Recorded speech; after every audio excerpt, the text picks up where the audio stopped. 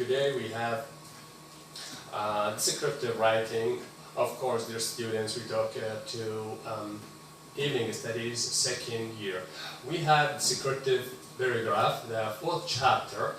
And the descriptive paragraph, as you look here on the screen, you have, in general, we talk about a certain type of writing, which is descriptive writing. Within descriptive writing, dear students, we make appeal to the senses, the five senses. When we describe a place, actually we give an idea, complete idea about the place that we describe.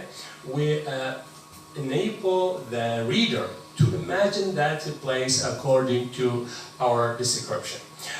We have a certain technique, famous technique within the description, descriptive writing. We call it spatial order. Spatial order means that we describe the place, the events of that description, and order, which is the space, and these things or the details of the description take place. Actually, it is like it resembles an art. The artist, when paints a picture, places things in the picture. The same thing when we describe a place. Actually, we put places in a certain description according to the spatial order. So the spatial order enables us to describe things according to the space. Within the spatial order, the technique that we use in description, we use certain phrases, certain words that show the spatial organization. So for example, if you look here, dear students, we have, for example, use these expressions at the top of, in the center, on the left, in front of, next to, between, behind.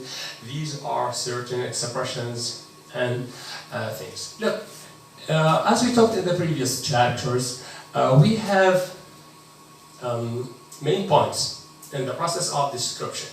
One of them, we talk about the topic sentence of the paragraph. In any paragraph, we have topic sentence. So the topic sentence contains or name the topic itself. So I want to describe a certain place. So the topic sentence should name the topic, the place that I want to describe. Within the topic sentence, we have the controlling idea. So within the controlling idea, we give the overall impression of the place that we are describing. So here, for example, if we talk about the first sentence, look please here, we have my bedroom at home is my refuge from the outside world.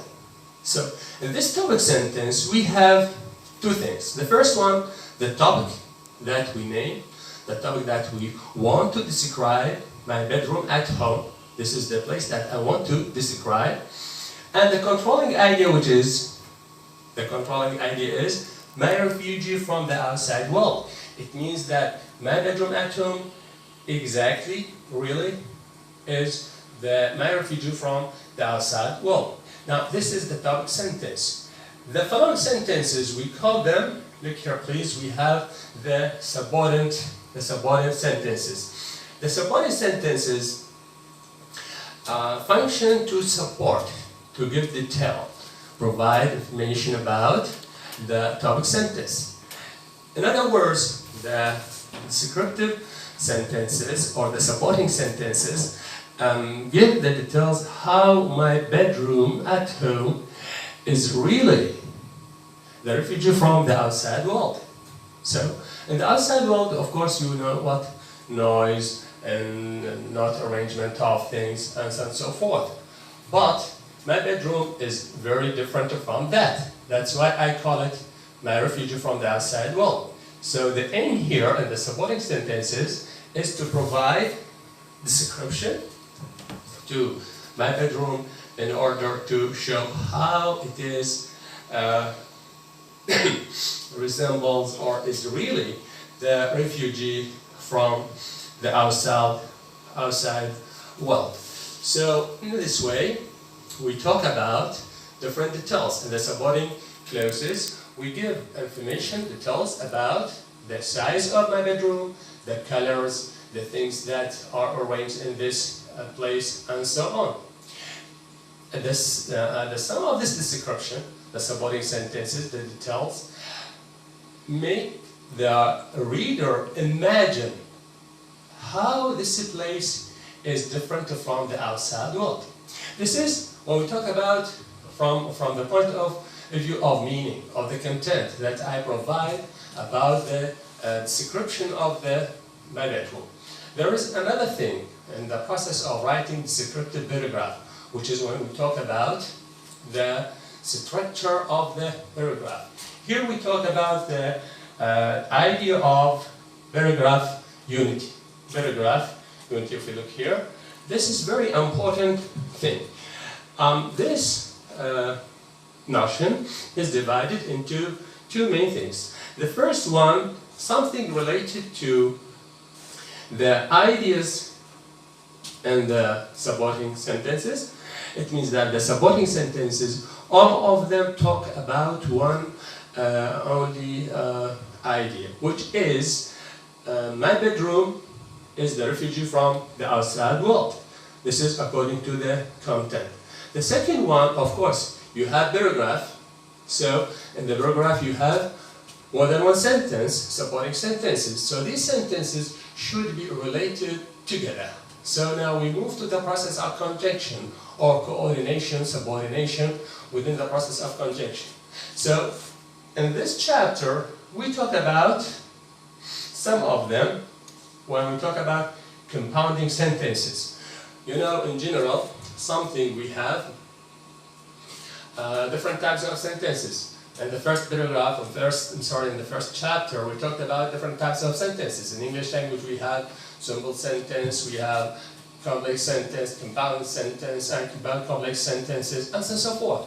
So, in this chapter, we have an idea about coordination or coordinating conjunctions that make compound sentences. And the focus, of course, here we have three ones.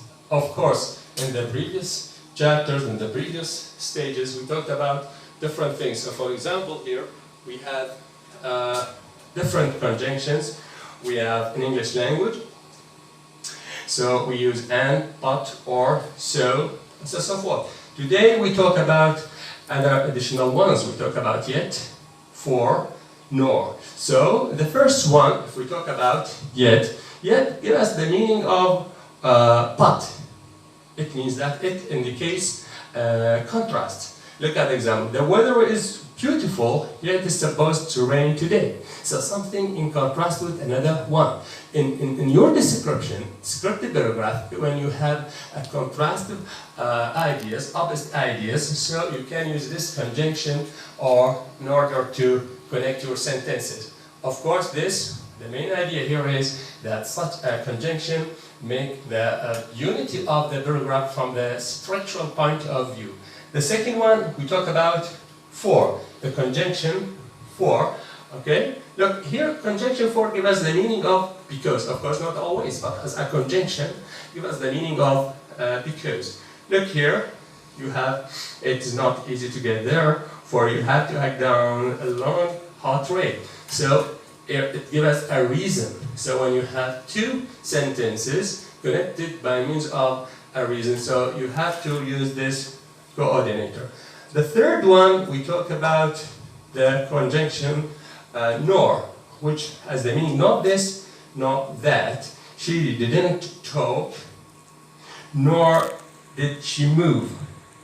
Not this, not that, when you have such sentences. Of course, these sentences, these conjunctions, help us to connect sentences within our description of the sentence or of the paragraph in general.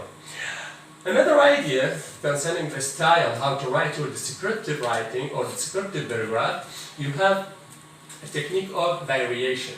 So, look, your style is very important, and it's of course you try to make it interesting for the reader.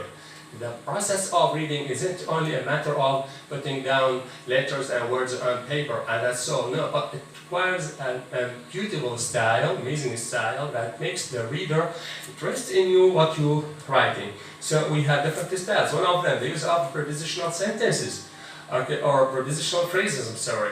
So you have different things. Look here, we talk about varying sentence opening, the opening of the sentence. So you have different variations. So for example, for time, you have in the early morning, and so forth. In the place and the whole, you depend on one of the techniques to make your writing interesting is the use of prepositional phrases in the descriptive paragraph. And of course, the prepositional phrase can be at the beginning, middle, or the end of the sentence.